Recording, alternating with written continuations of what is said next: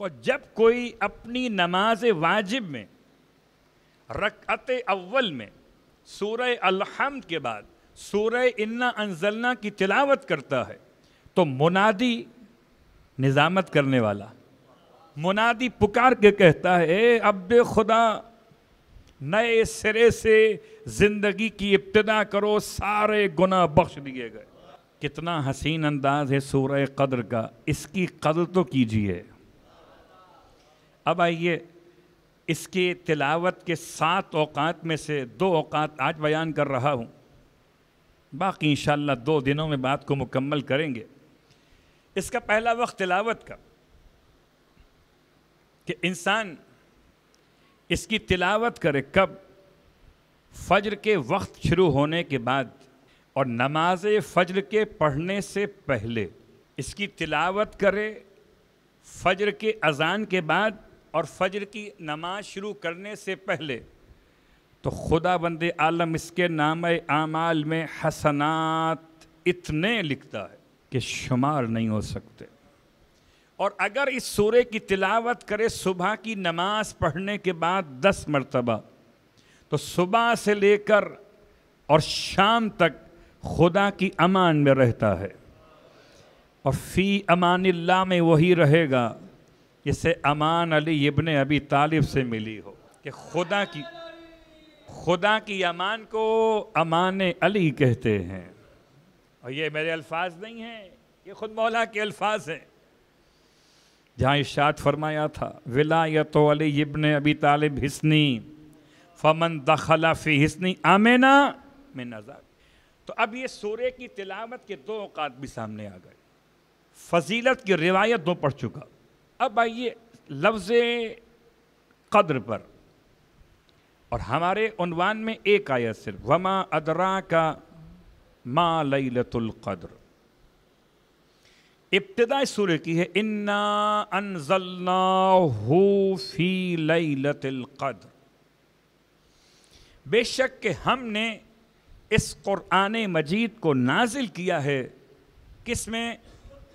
لیلۃ القدر میں۔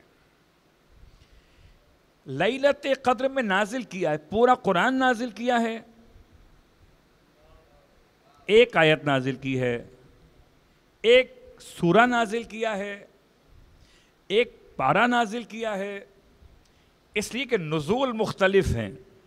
امت پر 23 برس میں ہے، مصطفیٰ پر ایک رات میں ہے۔ امت کے 23 برس نبی کی ایک رات کے برابر نہیں ہو سکتے، تو کہاں ذات کے برابر ہوں گے؟ یا علی انا انزلناہ فی لیلۃ القدر۔ حسن اتفاق ہے کہ اس سورے میں 3 مرتبہ ہی استعمال ہوا لفظ لیلۃ القدر، اور اگر پورے قرآن میں تلاش کریں تو آپ کو ان 3 مقامات کے علاوہ آپ کو لفظ ملے گا، لفظ لیلہ 2 مقامات پہ، اور لفظ القدر کو تلاش کریں 2 مقامات پہ اور ملے گا، اور جب لفظ وما ادراکا پہ جائیے تو 13 مقامات پہ ملے گا۔ خدا نے 13 مقامات پر ایک سوال رکھا ہے، وما ادراکا مل قارعہ، وما ادراکا مل حاقہ، وما ادراکا ما ہی، وما ادراکا ما علیون، وما ادراکا سجیین۔ آپ الفاظ پہ غور کرتے چلے جائیں، آپ کو آیتیں قرآن سے ملتی چلی جائیں گی۔ تو لفظ وما ادراکا اصل کیا ہے؟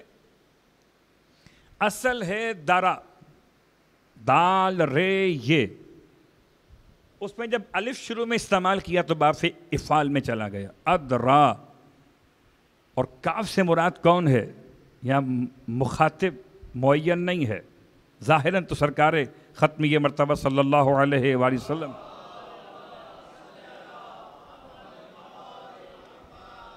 سوچئے کیا پیغمبر ہو سکتے ہیں؟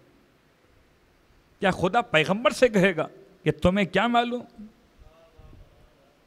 اور جب پیغمبر کو نہیں معلوم تو پھر کس کو معلوم ہے؟